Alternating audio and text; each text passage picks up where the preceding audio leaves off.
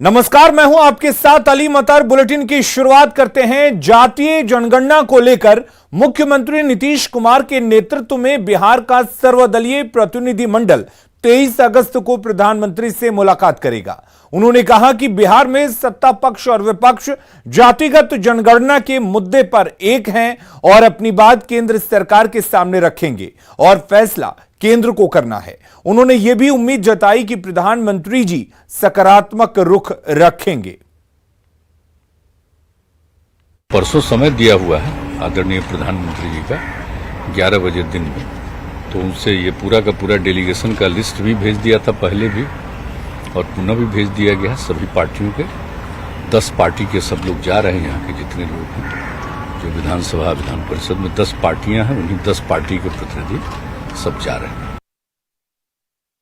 अगर मान लीजिए कि पूरे देश के लिए ये निर्णय नहीं होता है जाति आधारित कास्ट बेस्ड सेंसस का, तो उसके बाद तो सोचा जाएगा। जब यहाँ पर भी विचार है तो हम लोग उसको किस प्रकार से कर रहे हैं आपस में पूरी बातचीत करके कर सकते हैं, वो तो बात की चीज है। लेकिन अभी तो पूरी कोशिश होनी चाहिए। अगर पूरे देश के लिए ये हो जाता है कास्ट बेस्ड सेंसस, जाति आधारित जनगणना, ये बहुत लाभदायक होगा। सब जगह लोगों की इच्छा है कि एक बार तो जरूर होना चाहिए, तो उससे ताकि पता चल जाए कि लोगों की कितनी आबादी है और सभी प्रकार के लोगों के विकास के लिए क्या करना है और बेहतर ढंग से उसको किया जा सकता है। तो एक बार जरूर कर लेना चाहिए, ये हम लोगों की राय है। बीजेपी का उस समय नहीं मिला था, अभी बाद में मिला, कल मिला। आज नाम भी तो आज उसका सबका नाम भी कम्युनिकेट कर दिया गया। तो जो भी जो पार्टी की तरफ से हो, तो बाकी लोगों का तो पहले ही से था, वो पहले ही हम भेज चुके थे। सोचते हैं कि जरूर अपनी बात को हम लोग ठीक ढंग से रखेंगे तो जरूर इस पर पॉजिटिवली विचार होगा, ऐसा लोगों को भरोसा है। लेकिन निर्णय लेना तो भाई केंद्र सरकार का काम है, अभी कैसे कर सकते हैं। हम लोग अपनी बात कहेंगे जरूर। तो जातीय जनगणना को लेकर मुख्यमंत्री नीतीश कुमार के नेतृत्व में एक प्रतिनिधि मंडल 23 अगस्त को दिल्ली में प्रधानमंत्री से मुलाकात करने जा रहा है। 11 नेताओं वाले इस प्रतिनिधि मंडल में पक्ष और विपक्ष दोनों के नेता शामिल होंगे।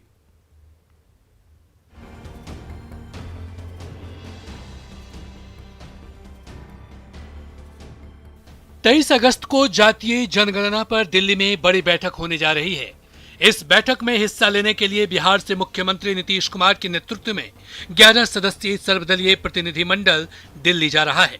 23 अगस्त को 11 बजे इन नेताओं की मुलाकात प्रधानमंत्री से होगी।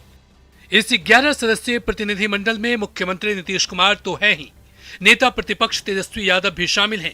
इसके अलावा जेडीयू से शिक्षा मंत्री विजय चौधरी, बीजेपी से मंत्री जनक राम, हिंदुस्तान आवाम मोर्चा से पूर्व सीएम जीतन राम मांझी, वीआईपी से मुकेश सहनी, कांग्रेस से विधायक दल के नेता अजीत शर्मा, भाकपा माले से महबूब आलम, एआईएमआईएम से अख्तरुल इमाम, सीपीआई विधायक दल के नेता सूर्यकांत पासवान और सीपीएम से अजय कुमार भी दिल्ली जाने वाले प्रतिनिधि मंडल का हिस्सा है। उम्मीद है कि जो बिहार की मांग होगी मान ली जाए। आखिर उम्मीद तो हम लोग लेके ही जा रहे हैं, उम्मीद है तभी तो जा रहे हैं। जातीय जनगणना के मुद्दे पर बातचीत के लिए प्रतिनिधिमंडल को पीएम की तरफ से समय दिए जाने का बीजेपी ने स्वागत किया है। तो माननीय प्रधानमंत्री जी ने समय दिया है, उसमें सभी दल के शिष्टमंडल के रूप में हम सब जा रहे हैं और बिहार के मुख्यमंत्री जी की बातों को सुनते हुए देश के प्रधानमंत्री जी ने जो निर्णय लेंगे, पार्टी का शीर्ष नेतृत्व जो निर्णय लेगा वो सर्वमान्य होता है। 11 सदस्यीय प्रतिनिधिमंडल में शामिल बाकी पार्टियों के नेताओं को भरोसा है कि मुलाकात के दौरान प्रधानमंत्री की तरफ से जातीय जनगणना पर सकारात्मक प्रतिक्रिया सामने आएगी। 50% क्रीमी लेयर का रिजर्वेशन कीजिए नौकरी में, 50% गरीब लोगों के लिए, नॉन क्रीमी लेयर को। और मैंने उनको डाटा भी बना के दिया है कास्ट वाइज, जो कि आपको ये देखिए, ये पूरा डाटा है जो कि मैं उनको हैंड ओवर करूंगा चिट्ठी। पूरा इसमें ये है और मैं लिखा हूं कि ये काल्पनिक है। इस तरह से 50% कैंपिंग का भी पालन हो जाएगा और एक दूसरे का जो उद्देश्य द्वेष है वो भी कम होगा समाज में, और ये बहुत जरूरी है। और यही है कि जातिगत जनगणना पूरे भारत में हो और साथ में राज्य बिहार में हो, तो इसके लेके हम लोग पहले से ही डिमांड रखे हैं, तो इस पे चर्चा होगा। और मुझे लगता है कि ये राज्य स्तर पर टालना गलत है। कि इतने बड़े पैमाने पर सेंसस हो रहा है तो राज्य पर खर्चा डालने का क्या औचित्य है। इसलिए हम चाहते हैं कि आपको केंद्रीय स्तर पर ही जातीय जनगणना हो सेंसस के साथ। तो मैं समझता हूं कि ये बहुत पहले होना चाहिए था, अब तक क्यों नहीं हुआ है और लोग क्यों नहीं करना चाह रहे हैं, ये बात समझ में नहीं आती है।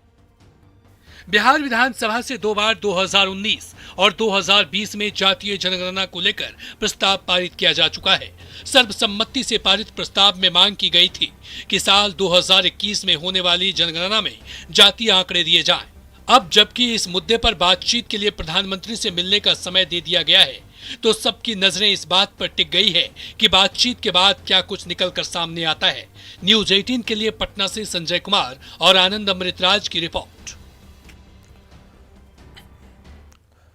तो 23 अगस्त को मुख्यमंत्री नीतीश कुमार के नेतृत्व में सभी पार्टियों का एक प्रतिनिधि मंडल प्रधानमंत्री से मुलाकात करेगा और इस मुलाकात के मायने क्या है वो समझने की कोशिश करते हैं। दरअसल जातीय जनगणना पर बात के लिए सीएम नीतीश ने प्रधानमंत्री से समय मांगा था। गुरुवार को जानकारी मिली कि प्रधानमंत्री ने मुलाकात का समय दिया है। 23 अगस्त को बिहार से सर्वदलीय प्रतिनिधिमंडल उनसे मिलने के लिए जाएगा। जातीय जनगणना के मुद्दे पर बिहार के कई दलों की राय एक है। कुछ दिन पहले तेजस्वी ने नीतीश कुमार से मुलाकात की थी और इसी मुद्दे को लेकर अमित शाह से जेडीयू सांसदों ने भी मुलाकात की थी। विधानमंडल से 2 बार जातिगत जनगणना को लेकर प्रस्ताव पारित हो चुका है। 18 फरवरी 2019 को पहली बार प्रस्ताव पारित हुआ था, जबकि दूसरी बार 27 फरवरी 2020 को सर्वसम्मति से एक बार फिर से प्रस्ताव को पारित किया जा चुका है। केंद्र सरकार को प्रस्ताव भेजा भी जा चुका है। अब प्रधानमंत्री से मुलाकात के बाद ही पता चल पाएगा कि पीएम ने आखिर क्या भरोसा दिया है और प्रधानमंत्री ही इसका फैसला करेंगे। यह बात खुद मुख्यमंत्री नीतीश कुमार ने भी कही है। अगली खबर का रुख कर लेते हैं।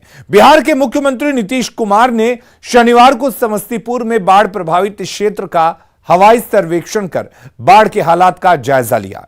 सीएम ने मोहिउद्दीन नगर और विद्यापति नगर जाकर बाढ़ राहत शिविर का हाल देखा।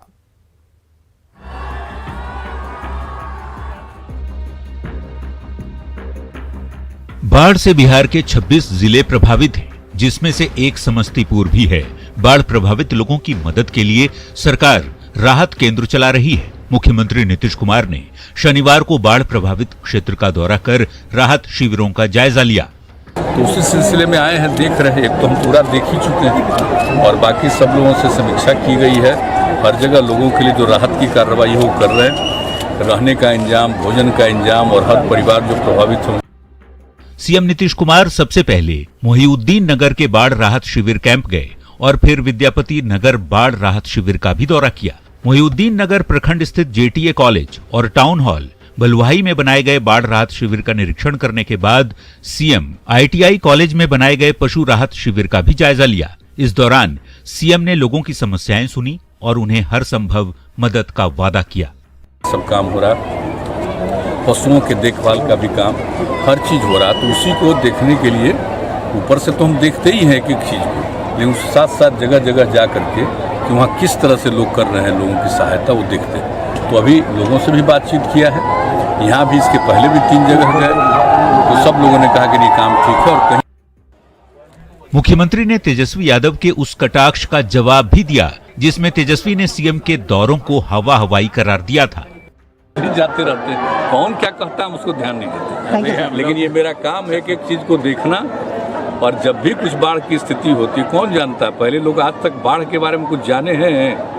पहले कुछ होता था, कोई इसके लिए कोई बना हुआ नियम था? पहले कहाँ कुछ होता था? ये सब कुछ तो हम लोगों ने किया है 2007 से। बिहार में बाढ़ ने एक बड़ी आबादी को प्रभावित किया हुआ है। सरकार लोगों की मदद के लिए हर संभव कोशिश कर रही है। खुद मुख्यमंत्री दौरा पर दौरा कर हालात का जायजा ले रहे हैं। सीएम जितना एक्टिव हैं, अधिकारी भी उतने ही एक्टिव हो जाएं तो लोगों की मुश्किलें शायद कम हो जाएंगी। न्यूज 18 के लिए समस्तीपुर से मुकेश कुमार की रिपोर्ट। तो मुख्यमंत्री नीतीश कुमार लगातार बाढ़ प्रभावित इलाकों का दौरा कर रहे हैं और उनका यह दौरा अहम क्यों है यह समझने की कोशिश करते हैं। दरअसल उत्तर बिहार के कई जिलों में अभी भी बारिश हो रही है। मौसम विभाग की माने तो अभी भी बारिश की संभावना बनी हुई है। बिहार के 38 जिलों में हल्की से मध्यम बारिश का अनुमान लगाया जा रहा है। बिहार से सटे नेपाल के तराई जिलों में लगातार बारिश हो रही है। गंगा में लगातार उफान है और उसकी वजह से 12 जिलों पर असर पड़ा हुआ है। हालांकि अब गंगा की नदी में जल स्तर में धीरे धीरे कमी आ रही है। प्रभावित लोगों को तत्काल राहत पहुंचाने की कोशिश जारी है और सरकार ने इसी मकसद से फ्लड कंट्रोल सेल तक बनाया है। पीड़ितों के लिए एक टोल फ्री नंबर भी जारी कर दिया गया है और टोल फ्री नंबर के जरिए लोगों की शिकायतें दर्ज की जा रही हैं, उन तक मदद भी पहुंचाई जा रही है। सीएम खुद बाढ़ प्रभावित इलाकों का लगातार दौरा कर रहे हैं। बुधवार को खगड़िया और भागलपुर दौरे पर मुख्यमंत्री थे। गुरुवार को सीएम ने कटिहार और पूर्णिया का दौरा किया था और शनिवार को समस्तीपुर के राहत शिविर में मुख्यमंत्री पहुंचे। बाढ़ पीड़ितों से मुलाकात की, बातचीत की और उन्हें मिल रही सुविधाओं के बारे में भी जाना, उनसे खुद पूछताछ की। बाढ़ प्रभावित जिलों में एनडीआरएफ की 17 टीमें डिप्लॉय की गई हैं। बिहार के लगभग 26 जिले हैं जहां बाढ़ से परेशानी अब भी बनी हुई है। खबरों में बढ़ते हैं आगे। गोपालगंज में धान और गेहूं खरीद में गड़बड़ी की शिकायतें लगातार मिल रही हैं। कटिया प्रखंड में पैक्स और व्यापार मंडल के बाद अब पंचदेवरी प्रखंड के भगवानपुर पैक्स में भी गड़बड़ी की शिकायत मिल रही है। आरोप है कि पैक्स अध्यक्ष ने अवैध तरीके से सैकड़ों क्विंटल धान की बिक्री कर डाली और लाखों रुपए उठाव कर लिया। पैक्स अध्यक्ष आरोपों को खारिज कर रहे हैं तो विभागीय अधिकारी कार्रवाई की बात कह रहे हैं।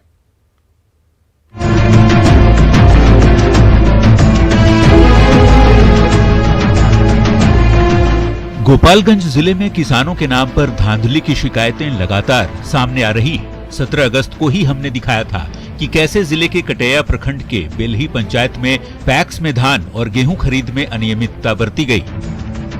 भूमिहीन किसानों के नाम पर कैसे सैकड़ों क्विंटल धान खरीद लिए गए और लाखों रुपये उठा भी लिए गए। कुछ ऐसा ही मामला अब पंचदेवरी प्रखंड के भगवानपुर पैक्स से भी सामने आया है। स्थानीय किसानों का आरोप है कि पैक्स में धान अधिप्राप्ति में बड़े पैमाने पर धांधली की गई। आरोप पैक्स अध्यक्ष पर लगाया जा रहा है। दावा किया जा रहा है कि राशन कार्ड धारी भूमिहीन किसानों से ही गलत तरीके से धान खरीद लिया गया और उन्हें ऊंची कीमत पर बाजार में बेचा गया। न्यूज 18 ने जब मामले की शिकायत विभागीय अधिकारी से की तो कार्रवाई का आश्वासन दिया गया। मैं 2-3 बार गेहूं के धान के लिए अप्लाई किया, नहीं लिए।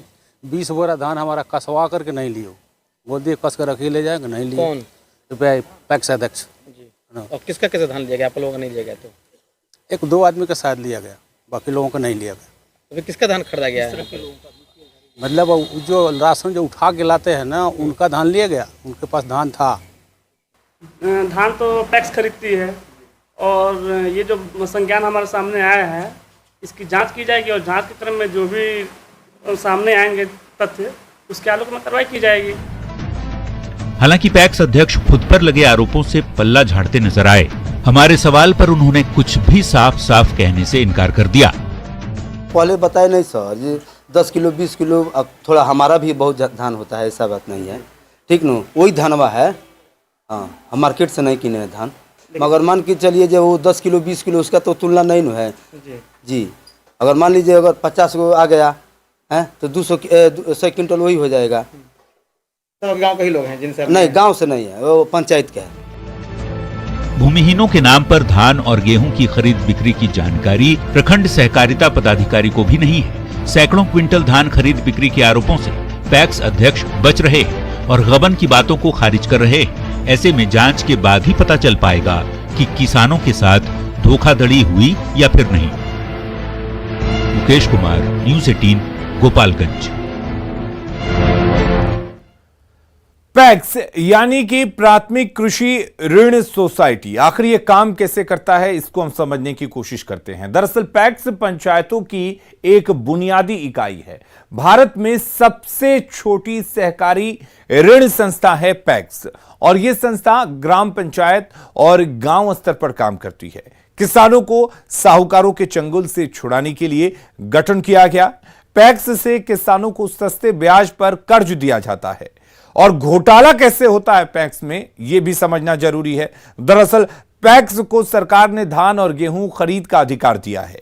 इसके लिए किसानों को निबंधन कराना होता है, लेकिन पैक्स और व्यापार मंडल में मिलीभगत से धांधली होती है, लेकिन गलत नाम पर धान की खरीद कर ली जाती है।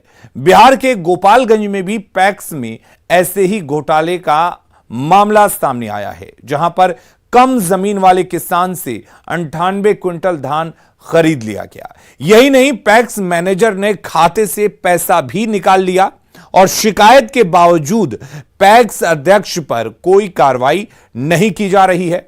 बिहार के कई पैक्स हैं जहां इस तरह की गड़बड़ी की बात कही जा रही है। बढ़ेंगे आगे। आम लोगों को सुविधा देने के मकसद से राजधानी पटना को धीरे धीरे फ्लाईओवर का शहर बना दिया गया, जो और ज्यादा बढ़ता जा रहा है। लेकिन यही फ्लाईओवर अब भीषण सड़क दुर्घटनाओं का गवाह भी बनता जा रहा है। वजह है गाड़ियों की रफ ड्राइविंग और ज्यादा स्पीड। पटना में फ्लाईओवर का जाल बिछाया गया है और अब तो इसे विस्तार भी दिया जा रहा है, लेकिन फ्लाईओवर पर गाड़ियों का परिचालन खतरे का सबब बनता जा रहा है।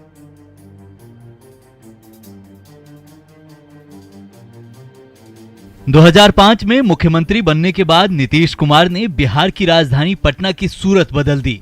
शहरवासियों को जाम से मुक्ति दिलाने के लिए पटना में फ्लाईओवर का जाल बिछा दिया गया, चाहे वो आर ब्लॉक चौराहा फ्लाईओवर हो, बेली रोड का फ्लाईओवर हो, एग्जीबिशन रोड फ्लाईओवर हो, चिरैया टाट पुल हो, बहादुरपुर पुल हो या फिर अगम कुआं फ्लाईओवर। ऐसे करीब करीब दर्जन भर फ्लाईओवर पटना में बनाए गए हैं, लेकिन फ्लाईओवर्स का यही जाल अब दुर्घटनाओं का गवाह बनता जा रहा है। वजह है तेज स्पीड और रफ ड्राइविंग। जैसे ही चिड़ियाखाना से फ्लाईओवर पे गाड़ी जब चढ़ती है, चाहे वो 2 व्हीलर हो या 4 व्हीलर हो या बस वाला हो या ऑटो वाला, कोई भी हो, वो सीधे चाहता है कि हम अपने गाड़ी को 80 की रफ्तार करें, ओवर स्पीड। तो ये रोड है, ये गाड़ी है, इसको आप लिमिट पर नहीं पिकअप धराइएगा। ट्रैफिक पुलिस की माने तो राजधानी पटना में हर महीने 100 से ज्यादा अधिक सड़क दुर्घटनाएं होती हैं और हर महीने करीब 20 लोग असमय काल के गाल में समा जाते हैं। बावजूद इसके लोग ट्रैफिक रूल तोड़ने से बाज नहीं आते। एक्सीडेंट के लिए आदमी खुद जिम्मेदार है, प्रशासन जिम्मेदार नहीं। आप अपने सुरक्षित चलाइएगा, अंडर कंट्रोल स्पीड में चलाइएगा तो क्यों एक्सीडेंट होगा, और ट्रैफिक रूल का पालन कीजिएगा तो फिर एक्सीडेंट क्यों होगा। रूल तोड़िएगा, एक्सीडेंट होगा। हालांकि ट्रैफिक नियम का पालन न करने वालों पर कार्रवाई भी होती है और चालान भी कटता है। बावजूद इसके फ्लाईओवर पर होने वाली दुर्घटनाएं पटना ट्रैफिक पुलिस के लिए बड़ी चुनौती बनती जा रही है। तो निश्चित तौर पर अगर आप फ्लाईओवर पर चल रहे हो तो आपको गति सीमा पर नियंत्रण रखना चाहिए, क्योंकि अगर आप ऐसा नहीं करते हैं तो कहीं न कहीं आप दुर्घटनाओं को आमंत्रण दे रहे हैं। कैमरा पर्सन सुबोध के साथ संजय कुमार, न्यूज़ 18 पटना। तो आखिर पटना के लिए फ्लाईओवर क्यों जरूरी हैं और पटना में कहां-कहां फ्लाईओवर बन रहे हैं, क्यों उसकी जरूरत है, यह समझने की कोशिश करते हैं। दरअसल पटना में आधारभूत संरचना बेहतर बनाने की कोशिश की जा रही है और पिछले 1 दशक से पटना में कई फ्लाईओवर बने हैं। राजधानी पटना सिटी ऑफ फ्लाईओवर बन चुका है। इसके अलावा चिरैया टांड के पास में ब्रिज का निर्माण अभी किया जा रहा है। उसके अलावा राजेंद्र नगर के पास ओवरब्रिज का निर्माण भी जारी है। बहादुरपुर पुल के पास ओवरब्रिज का निर्माण हो रहा है। इसके अलावा सचिवालय के पास फ्लाईओवर बन रहा है। वहीं उत्तर बिहार जाने के लिए एलिवेटेड रोड भी बन चुका है। आर ब्लॉक से दीघा तक अटल पथ पर फ्लाईओवर बनेगा। जेपी सेतु का भी अभी दूसरे सेक्शन का काम जारी है। आधे शहर का भ्रमण आप फ्लाईओवर पर ही कर सकते हैं, यानी कि फ्लाईओवर के जरिए ही किया जा सकता है। फ्लाईओवर के बनने से नीचे जाम की समस्या कम हुई है। हालांकि लगातार सड़क दुर्घटनाएं हो रही हैं, जो कि परेशानी का सबब बनी हुई हैं, क्योंकि लोग स्पीड को मेंटेन नहीं करते हैं, लोग ट्रैफिक रूल्स को फॉलो नहीं करते हैं और इसीलिए इस तरह की घटनाएं सामने आती हैं। बढ़ेंगे आगे। बीएल एग्रो ने पद्मश्री कैलाश खेर के साथ मिलकर एक नई पहल की है। इसके तहत कैलाश खेर भारतीय ओलंपिक खिलाड़ियों की शानदार जीत को दर्शाते हुए यह है बदलता भारत, नए हौसलों का नया भारत गीत लेकर आए हैं। बीएल एग्रो इंडस्ट्रीज लिमिटेड के अध्यक्ष घनश्याम खंडेलवाल कहते हैं, एक गौरवान्वित भारतीय के रूप में बीएल एग्रो ओलंपिक चैंपियंस की उपलब्धियों को सलाम करता है। खिलाड़ियों का आभार जताने और भारतीय खेल समुदाय को प्रेरित करने के लिए बीएल एग्रो ने कैलाश खेर के साथ मिलकर एक पहल की है। घनश्याम खंडेलवाल ने कहा है कि हमारा ब्रांड नरिश भी नए बढ़ते राष्ट्र को पोषण देने के लिए प्रतिबद्ध है। घनश्याम खंडेलवाल ने प्रेरणादायक गीत के लिए कैलाश खेर को बधाई दी है। पसीना आज देश की करोड़ों बेटियों की प्रेरणा बन गया है। खबरें लगातार जारी हैं, आप बने रहिए न्यूज़ 18 बिहार झारखंड के साथ।